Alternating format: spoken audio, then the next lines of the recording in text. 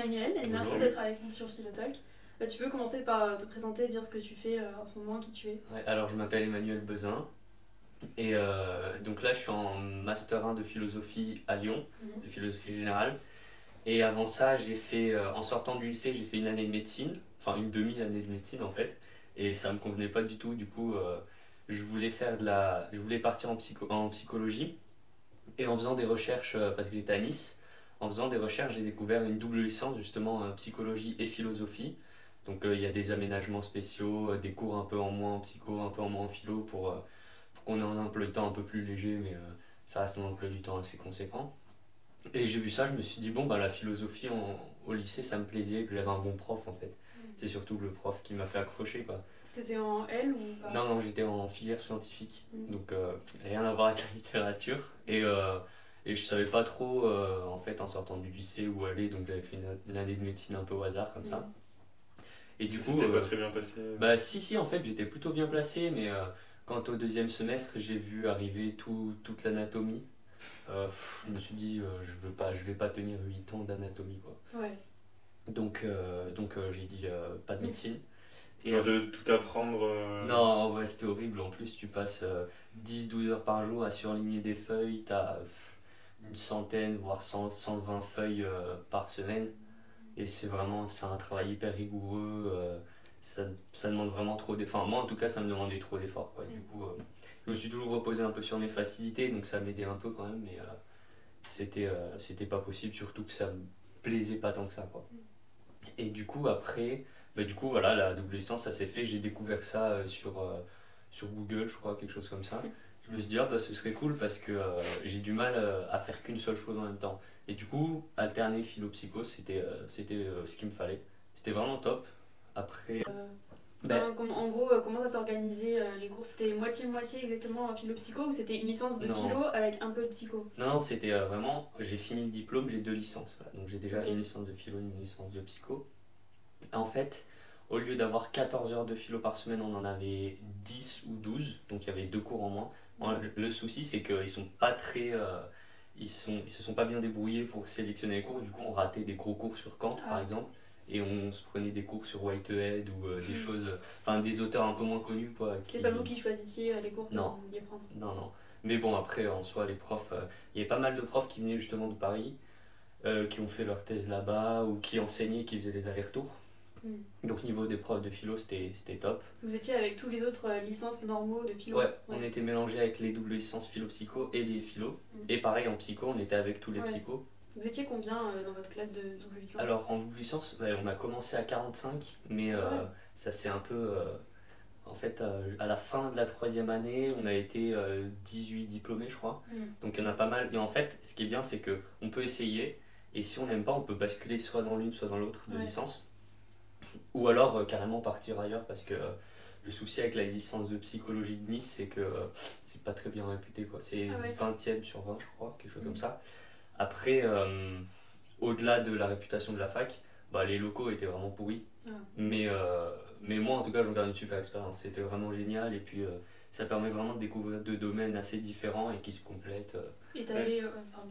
Est-ce que cette double licence, à la base, elle a été créée pour quelque chose en particulier ou juste un peu comme ça? Ben, je sais que elle a été créée justement parce que la prof, une des profs qui avait fait, c'était une prof de philosophie politique, était vachement intéressée par justement ces passerelles de philosophie et psychologie.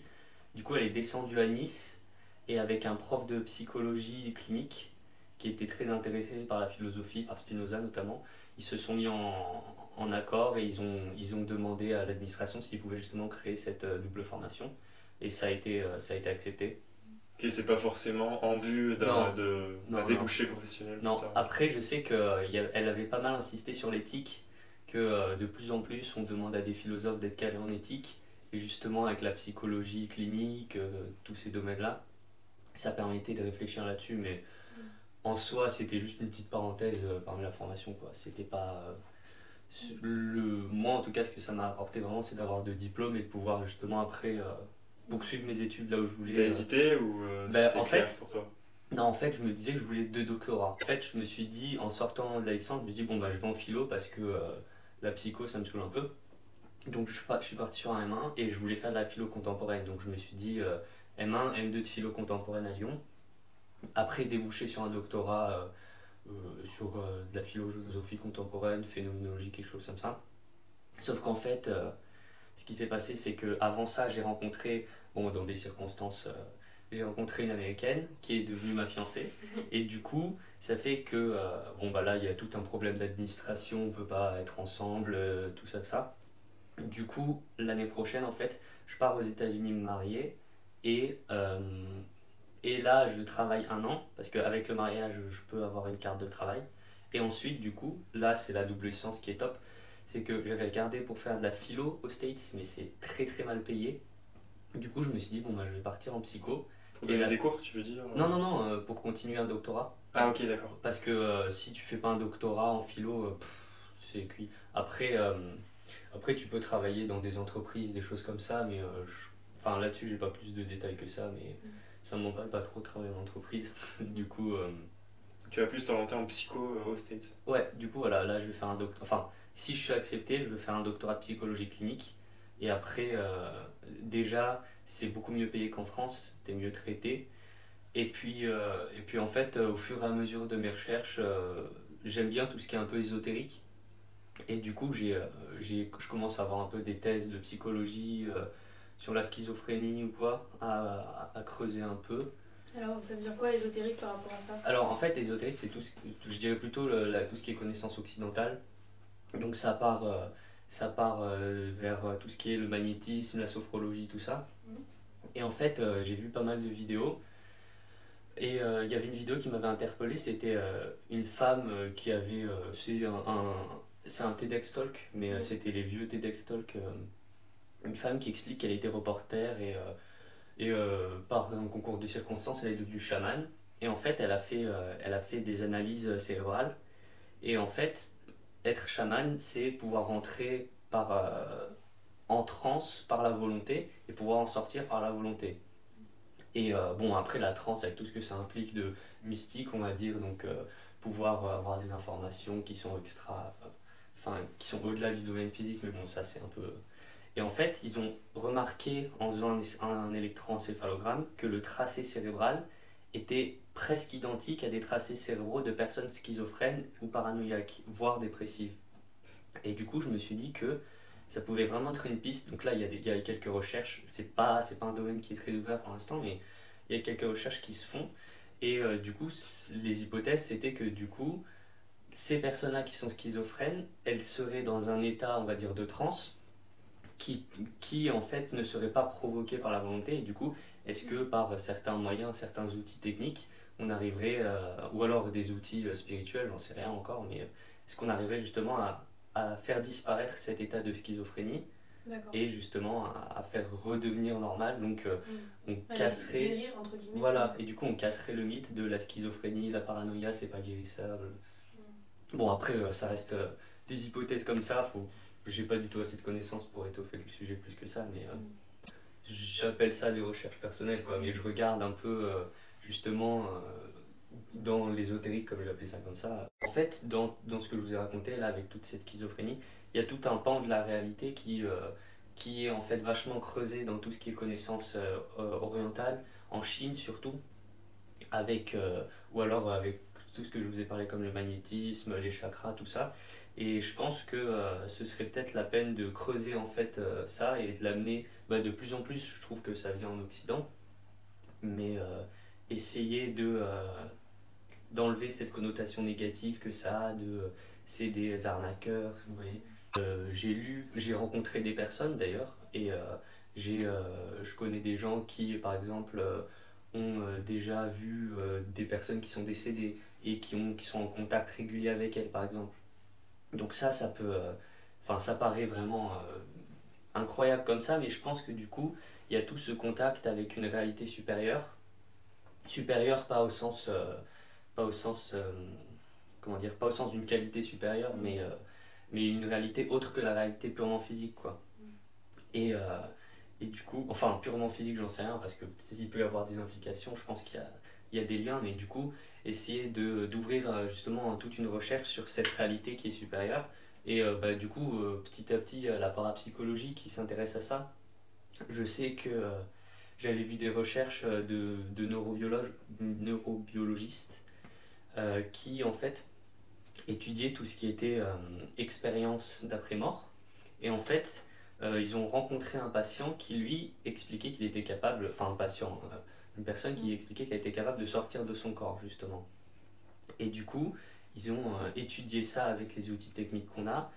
Et ils ont essayé, du coup, ils ont fait une expérience, on appelle ça en double aveugle. Ils ont mis un ordinateur dans une pièce et ils avaient, eux, un ordinateur avec une banque d'images d'une trentaine d'images.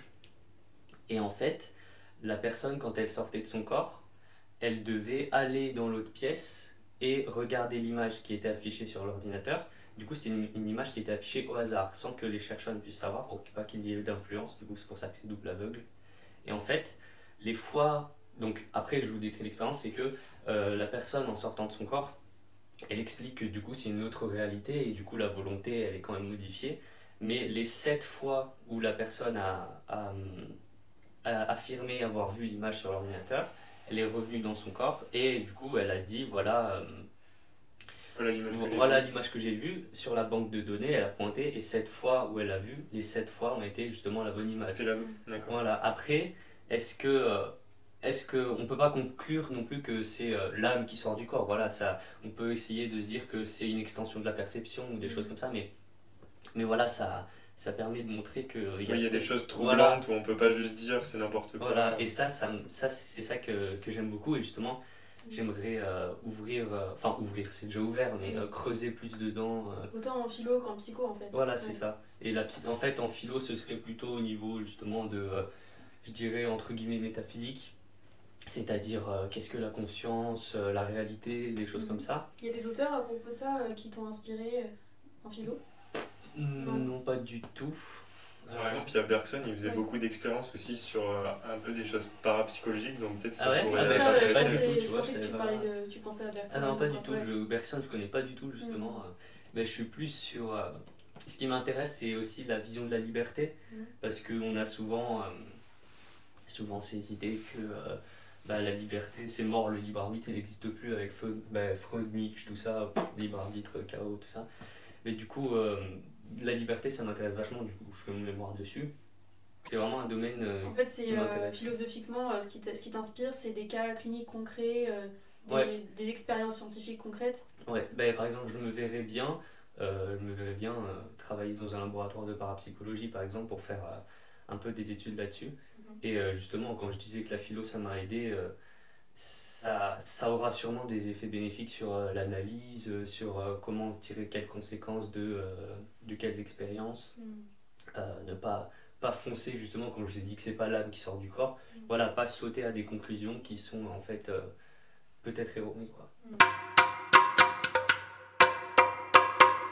Tu disais que tu voulais faire un doctorat aux États-Unis. J'avais entendu que c'était beaucoup plus facile de faire des thèses là-bas qu'en France. Est-ce que tu peux Ouais. le confirmer? Alors, du coup, je voulais en parler tout à l'heure, mais c'est bien que tu poses la question. En fait, c'est assez différent du système français des États-Unis. Faut savoir que on peut, en fait, notre niveau licence, donc bac+3, eux, c'est le niveau bachelor. Sauf que bachelor, ils ont 4 années, ils en ont pas 3. Du coup, on va dire que c'est le même niveau en termes administratifs, mais on peut situer le bachelor un tout petit peu plus haut.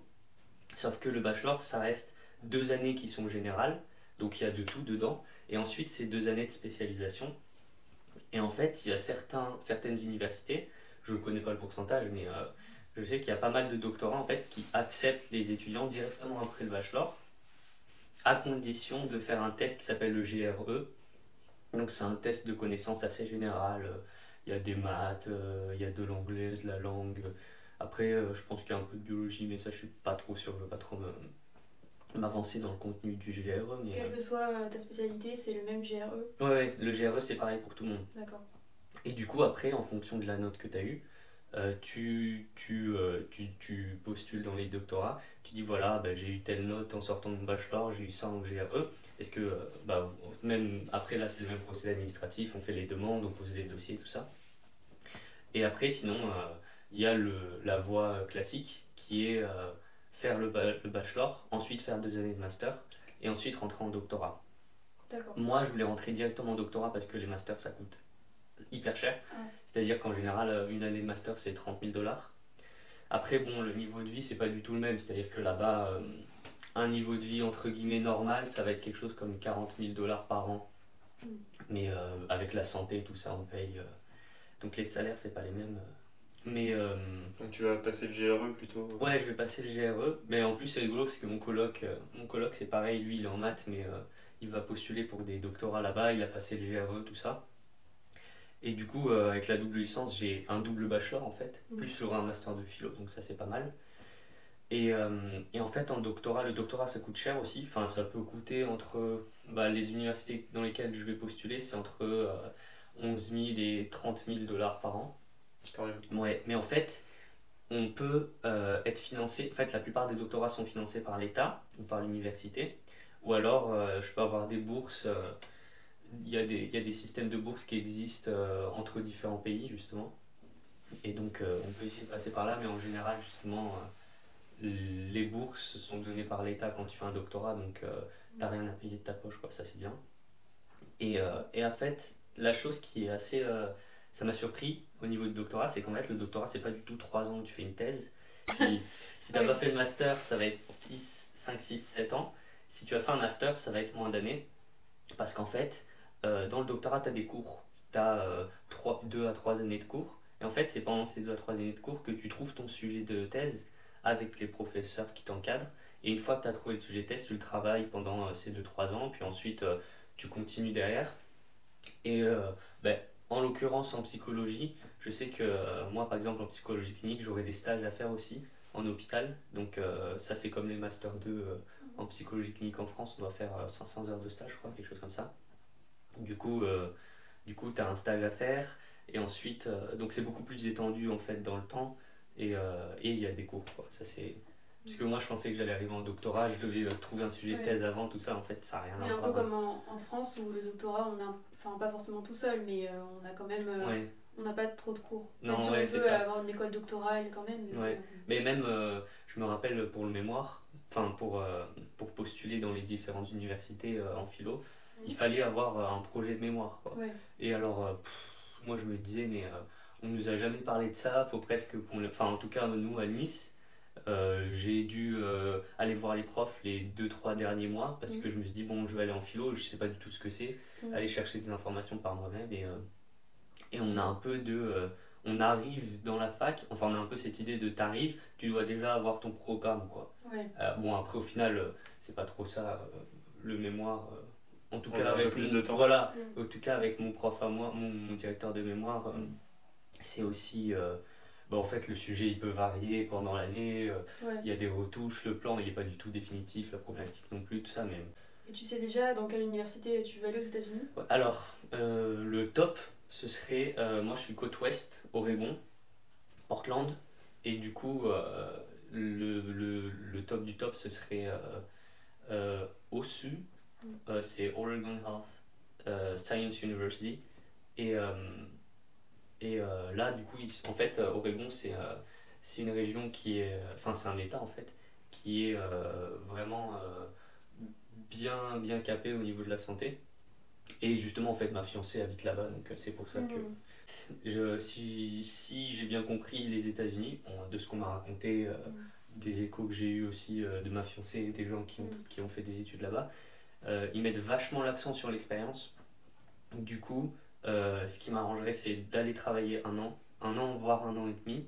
Bon, là aussi, c'est aussi dû à des circonstances de comment on est ensemble avec ma fiancée, mais bon, ça, c'est un peu annexe. Mais du coup, justement, le fait de travailler 1 à 2 années en hôpital, ça me permettrait d'avoir de l'expérience. En plus, ce qui est plus simple qu'en France, c'est que des fois, on peut avoir des simples formations de 2 semaines à un mois ou 2 mois qui peuvent permettre d'avoir une sorte de diplôme. Et justement, être soignant, ça permet justement de travailler par exemple dans des résidences de retraite ou dans des hôpitaux. C'est pas un travail en tant que psychologue du coup, mais c'est plutôt un travail pratique. Donc Ouais, c'est d'être les aider soignant, à manger, voilà, les aider à manger, les aider à se changer, à se préparer. Après, le top du top, ce serait vraiment que je puisse être pris, par exemple, dans un cabinet de psychologie ou quoi, pour faire un stage directement. Mais bon, ça, j'y compte pas trop. Parce qu'il me faut aussi de l'argent, du coup, c'est pour ça que je travaille un an. Ouais. Et tu penses Ouais. que tu vas réussir à tout faire, à la fois le boulot, le doctorat, ce sera pas trop. Ben, non, en fait, le truc, c'est Non, le que doctorat, c'est l'année. voilà, le doctorat, le but, C'est c'est l'année de, d'après. voilà, de Ok, travailler d'accord. un an, voire un an et demi. Ouais. Et pendant ces années, je vais postuler en doctorat. Quand je suis pris, j'y vais. Alors après, il y a une spécificité aux States, c'est que quand tu postules en doctorat, s'ils te refusent, tu peux quand même avoir l'option de est-ce que vous voulez être envoyé dans le master correspondant au doctorat de la même université, justement. D'accord. Et du coup, si on envoie notre dossier et qu'on dit oui, ils étudient le dossier, s'ils ne le veulent pas, ils le donnent au master, et est-ce qu'on est accepté ou pas après, bah, ça faut voir. Mais, Toi, ça t'intéresserait de faire un master, si jamais? ben, je pense que je vais d'abord faire une session de candidature sans demander les masters. Et après, après ouais, s'ils ne m'acceptent pas une fois, il faut quand même que j'arrive au doctorat de psycho. Donc s'il faut passer par un master, bah, j'aurai des dettes. Mais bon, Oui, parce que le master, il n'y a aucune aide possible. non, il n'y a Ah pas ouais. d'aide possible. Donc après, voilà, quand je sors du doctorat, admettons que je fasse un master ou pas d'ailleurs, je pense que vers 29-30 ans, 31 ans, je peux être en psychologie clinique et travailler. Tu commences avec un salaire en psychologie clinique de 70-80 000 dollars par an. Et en fin de carrière, tu montes à 150-160 000. Donc en fait, les dettes, elles s'épongent assez vite, quoi. Et quand même, tu comptes totalement abandonner ton côté philosophique. Enfin, t'as dit que ça pourrait t'aider dans tes recherches, mais est-ce que tu comptes continuer un peu les études de philo ou pas du tout? Ça, c'est une bonne question. Ben, déjà, je sais que je suis pas un grand lecteur. Donc quand on avait en licence, on va pas reproduire mon exemple, mais j'ai jamais lu un livre de philo à part Platon. Mais ça, c'était avant d'arriver en licence de philo. Mais Ouais, les cours Platon, te ça se lit, suffisaient, en voilà, fait. voilà, mais les cours suffisaient. Et puis surtout, j'ai vraiment du mal avec la lecture philosophique et avec la lecture tout court en fait. Mais voilà, du coup, la philosophie en soi, c'est hyper intéressant. Mais est-ce que je vais continuer par moi-même à aller lire des choses Je sais pas trop, j'en doute un peu. Bah après, je l'ai pas encore dit, mais mon objectif numéro un, je t'avais dit par message, Ouais. c'est d'abord d'écrire des romans en fait. Ah. Du coup, la philosophie, ça me permet d'avoir une profondeur d'écriture que j'aurais pas eu sans, avoir de réflexion. Et bon, pour l'instant, j'écris surtout des nouvelles. Bah, il y a le Crous qui fait un concours tous les ans. L'année dernière, à Nice, j'avais fini deuxième régional, donc j'avais eu un prix. J'étais content, j'étais vraiment content, c'était mon premier prix.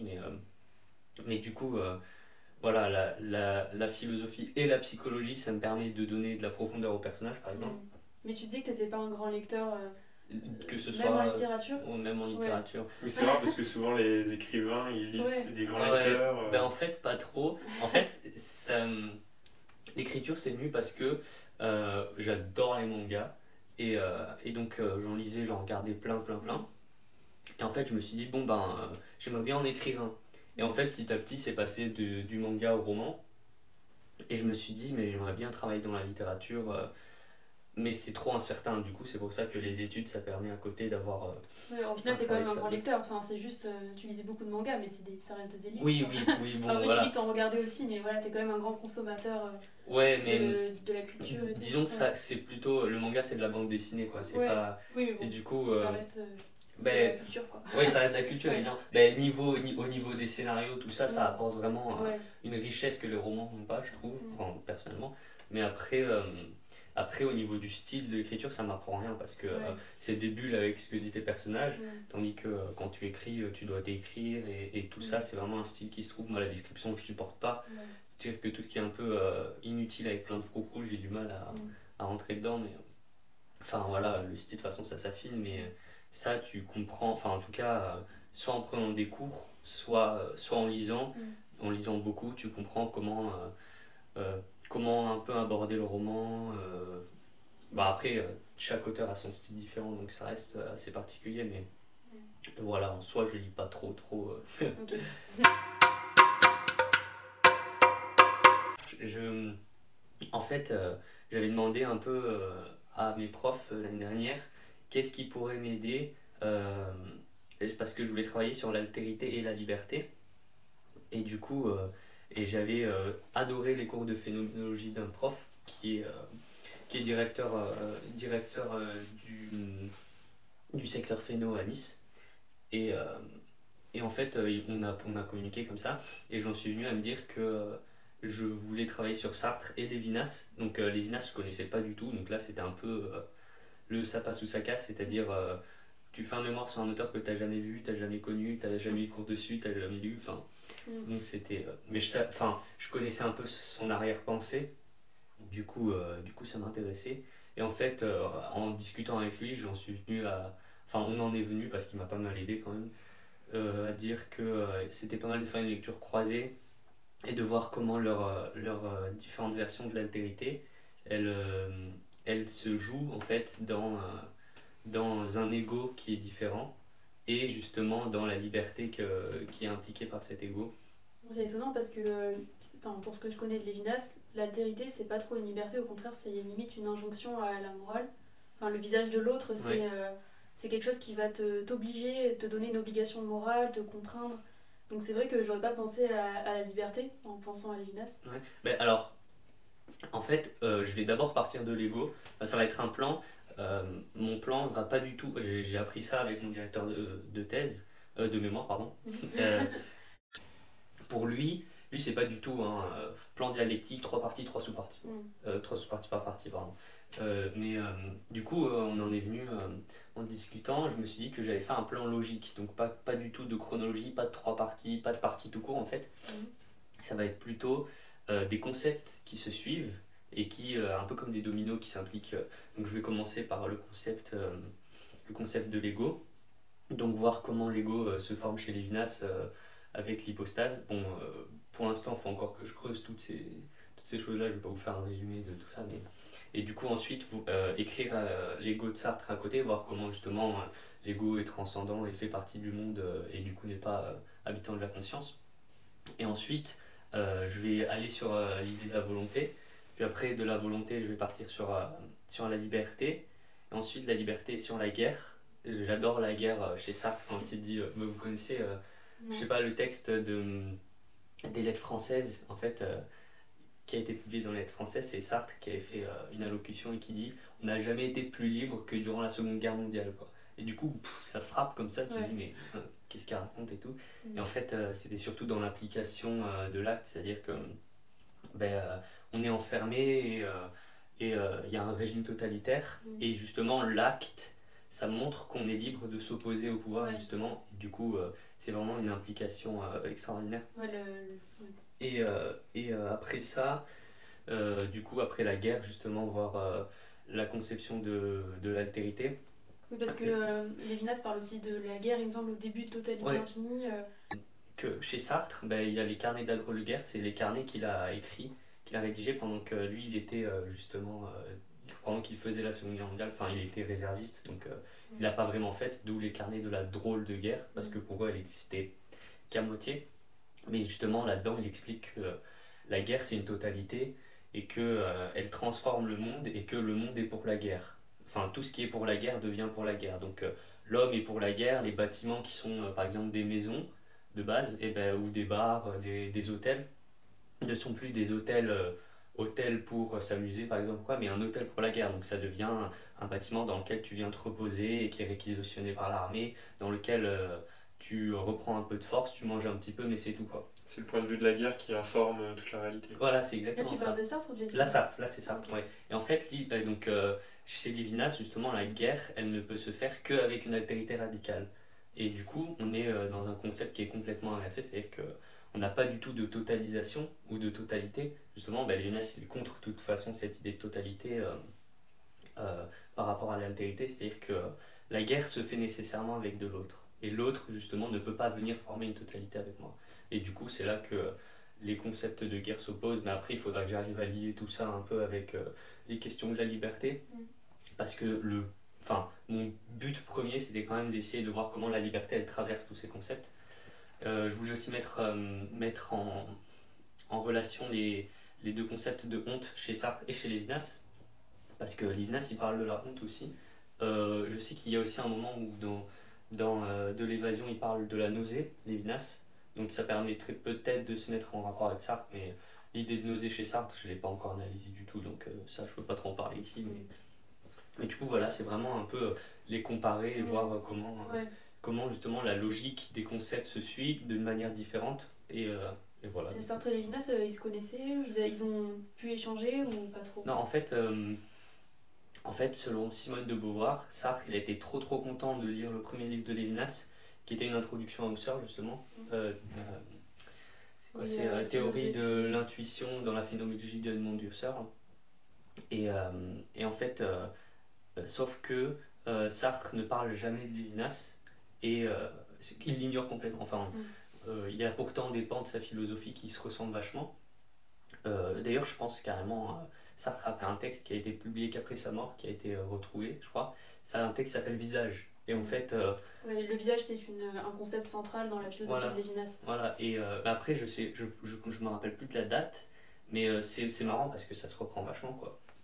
Et en même temps, leur philosophie se ressemble comme est très dissemblable, mais on ça un peu avec toutes les philosophies. Mais par contre, euh, Lévinas, lui, dit ouvertement, il dit j'avais pour Sartre, de tête, je cite, j'avais pour Sartre, n'en déplaise à ceux qui le trouvaient médiocre, quelque chose comme ça, il dit qu'il avait pour lui une énorme admiration, quoi. Mais ouais, c'est vrai que je trouve ça presque dommage qu'ils aient pas conversé parce qu'ils ont fait tous les deux la guerre, quoi. Enfin, ils ont fait la guerre. Il y en a un qui était réserviste, l'autre qui était dans les camps. Ouais, c'est la même C'est pas chose. pareil, mais Ils ont tous une expérience voilà. différente, mais ils ont eu Et ils sont tous les deux l'expérience de la juifs guerre. aussi, du coup ça permettait. Mais du coup, il n'y a pas eu de. Non, il n'y a pas eu de lettres. Je suis plutôt quelqu'un qui lit tout avant, qui prend des notes pendant qu'il lit, mais qui rédige rien du tout. C'est-à-dire que j'arrive pas à rédiger tant que j'ai pas les idées claires. Et après, je fais une synthèse de tout ce que j'ai lu et je reprends les passages, les notes, j'interprète et là je fais ma rédaction. Donc au niveau de la rédaction, j'ai pas commencé là. Et, euh, je disais d'ailleurs ce matin à des amis que je sais pas si je vais justement réussir à tenir le mi-mai. Partant aux États-Unis, j'aimerais bien quand même faire un mémoire entre guillemets autosuffisant parce qu'il avait expliqué que le mémoire ça peut être une seule partie, ensuite on le continue durant l'année de Master 2 ou alors. Enfin voilà, moi j'aimerais Alors, bien faire toi, quelque chose. tu feras pas de Master 2, quoi. Non, ben non. J'ai beaucoup de mal à finir les choses, mais donc déjà c'est un peu un challenge. Mais surtout parce que bon, même si j'aime pas trop lire la philo, je trouve ça super intéressant la philosophie, sinon je serais pas dedans évidemment. Mais j'aimerais bien quand même, par, déjà par fierté, rendre quelque chose de complet et ensuite au niveau du CV, j'aimerais bien booster à fond ce deuxième semestre pour, euh, pour avoir le plus de chances de rentrer dans les doctorats aux States. Même si c'est de la psycho, le fait d'avoir un master et le fait d'avoir des bonnes notes en master, ça permet quand même d'avoir un petit plus. Donc ça aussi ça joue, mais du coup c'est un peu les deux en fait. Et tu disais par rapport aux lectures que là, tu étais vraiment en train de lire. Sauf qu'avant, tu as dit que tu n'aimais pas trop lire de la philo. Du coup, Ouais, j'aime pas. quel conseil tu donnerais? Parce que bon, c'est quand même quelque chose d'assez répandu d'avoir du mal à lire de la philo. Oui. Moi aussi, je suis dans ce cas-là. Mais quel conseil tu donnerais justement pour se forcer et avoir une porte d'entrée dans les livres? Comment tu fais quoi pour préparer ton mémoire? Alors, ben, en fait, j'ai commencé. Alors, j'ai eu de la chance, entre guillemets, c'est-à-dire que j'ai commencé par un recueil d'articles. Sauf que, bon, du coup, j'ai rien compris. Je connaissais ni Sartre, ni. Enfin, je connaissais Sartre un peu, Lévinas, je connaissais pas trop, je comprenais rien. Et en fait, j'ai commencé par un petit bouquin facile de Lévinas. Donc, ça, c'est Le Temps et l'autre. C'est un des premiers récits. Et donc, en tout cas, moi, je l'ai trouvé assez abordable. Et il faisait 80 pages. Donc, c'est vraiment un petit livre. Et donc j'ai bien compris, ça m'a permis de me motiver, c'est-à-dire qu'une fois qu'on comprend qu'on arrive à comprendre des choses, on se dit bon, c'est déjà pas mal. Ensuite j'ai lu Totalité Infinie, ça c'était compliqué. Je lui ai dit que je lisais le livre, j'essayais d'avoir une deadline avec lui. Par exemple, il faut que le 15 mars j'ai fini de lire tel ou tel livre. Bon, au final, il y a pas mal de deadlines que je n'ai pas respectées. Mais, euh, mais en fait, ce que j'ai fait, c'est que quand j'ai fini Totalité Infinie, j'ai lu ensuite des articles sur internet, des choses comme ça, et j'ai appelé Monsieur Renaudi, j'ai fait une séance d'1 heure avec lui sur Webex. Et je lui ai dit, bon ben voilà, moi ce que j'ai compris de Totalité Infinie, ce que je pourrais essayer d'en tirer. Et on a discuté ensemble, il m'a dit, bon ben voilà, là, ça c'est moyen.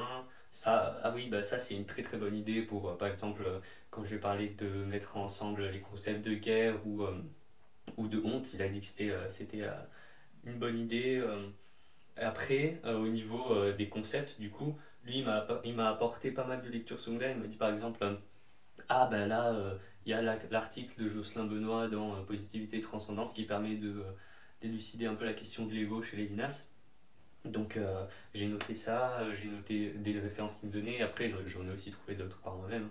C'est pas lui qui a fait tout mon mémoire quand même. mais, euh, mais du coup, ça me permettait quand même de mettre les choses au clair à la fin de chaque livre, de gros livres. Parce que je ne l'ai pas appelé pour le temps et l'autre, c'était un petit truc rikiki. Mais là, du coup, à la fin de L'être et le néant, je vais faire pareil. Je vais Là, t'es en l'appeler, train de lire L'être et le néant. Ouais, là, je suis en train. En fait, j'ai lu La Transcendance, J'ai lu et survolé La Transcendance de l'ego là. En fait, ça, c'est un livre qui, la première partie, tout ce qui était. Enfin, la première moitié du livre, c'est un petit livre aussi, 70 pages. Donc la première moitié, elle était assez facile. Enfin, facile parce que j'avais déjà lu beaucoup de choses sur Sartre.